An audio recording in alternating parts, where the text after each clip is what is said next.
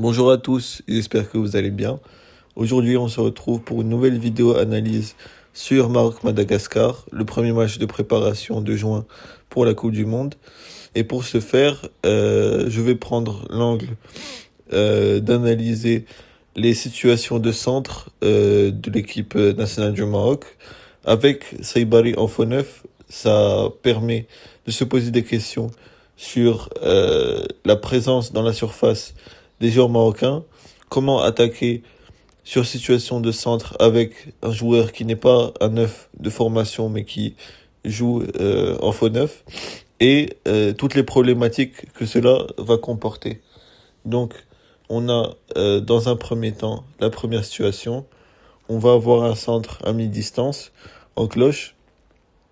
On a Saibari qui va chercher à se créer un angle mort à l'opposé, dans le dos du défenseur le plus loin du ballon, mais il n'attaque pas vraiment son centre, ni fait réellement de séparation avec son défenseur. Ce qui fait de bien au départ, c'est qu'il se décentre, puis il s'arrête, puis il part au deuxième poteau. Il aurait pu se proposer avec un appel vers le premier poteau et être plus dangereux pour soit libérer pour El Khanous qui arrive en retrait, ou alors pour être servi, avec de meilleures chances d'être plus dangereux, en sachant que le Khanous demandait en retrait au point de pénalty. Et on voit que le premier poteau n'est pas attaqué et que le centre n'est au final pas concrétisé et pas dangereux. On a deuxième situation. Ici, peut-être qu'il faut une meilleure répartition des courses à faire. Par exemple, Bouaddi et Ameimouni qui sont tous les deux au premier poteau. Il y a un espace qui va s'ouvrir au deuxième poteau, mais il y a un manque de course globalement en retrait et aussi sur l'extérieur de la surface, de la défense, pardon, où on aurait pu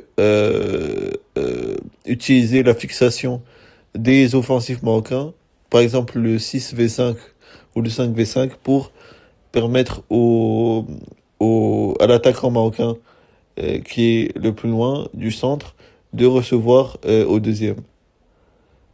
Troisième situation, ici c'est un centre haut. On a Saibari qui décroche pour participer à la progression du jeu. Et c'est là toute la problématique. C'est-à-dire que qui va attaquer le centre quand il n'est pas en mesure de le faire. Et on a l'appel de Saibari dans l'intervalle pour attirer un défenseur. Mais pas de déséquilibre créé, puisqu'il ne commence pas à partir d'un angle qui peut inquiéter les défenseurs adverses. Du coup, derrière lui, personne attaque le centre euh, et ça ne donne rien au final. Ça aurait été peut-être plus intéressant aussi de viser vers le deuxième poteau plus large, avec El Khanous qui aurait pu s'y exporter et profiter de la fixation de Zelzouli. Quatrième situation de centre, on a un centre haut.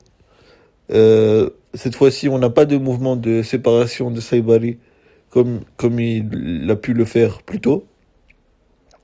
Et il va directement au premier poteau, sans angle et sans élan. Pas de course qu'on voit de joueurs marocains dans l'intervalle pour attirer le défenseur central le plus proche du ballon. Et pas assez de présence dans la surface. Surtout quelque chose qui est assez problématique quand avec le Khanous qui est plutôt un joueur qui cherche plutôt à recevoir court plutôt qu'à déclencher un appel. Et globalement, pas assez de variété dans les appels. Cinquième situation, un centre à terre cette fois-ci. Ce qui est bien, c'est que la défense adverse recule et Saibari peut créer la séparation en restant en retrait. Et on a Zlezoli au deuxième poteau. Sur le dribble ensuite de Maimouni, peut-être que Saibari doit peut-être plus plonger vers le premier poteau et en coordination avec le Khanous qui peut être servi plus bas en retrait et pour lui libérer cet espace ou alors être servi au premier. Sixième situation, on a un centre à terre. Cette fois-ci, appel vers le premier poteau de Saibari qui est bien fait. Bouaddi voit l'espace où il peut attaquer l'intervalle entre le central gauche adverse et le piston gauche adverse, ce qui est bien. Ensuite, le ballon circule. Deuxième situation, avec cette fois-ci, on perd un peu cet avantage. Il y a déjà beaucoup trop de joueurs proches côté ballon et pas assez pour se créer de l'espace et des angles pour attaquer un centre. Cette fois-ci, Saibari ne se décentre pas assez avant pour se créer un angle à attaquer et n'est pas en mesure d'attaquer bien le centre. Septième situation de centre, cette fois-ci avec un centre à terre. Cette fois-ci, ce qui est bien, Saibari attaque le premier poteau en venant côté opposé, ce qui lui permet d'avoir un meilleur angle pour attaquer son centre et la possibilité de servir à Meimouni sur une passe en retrait au point de pénalty.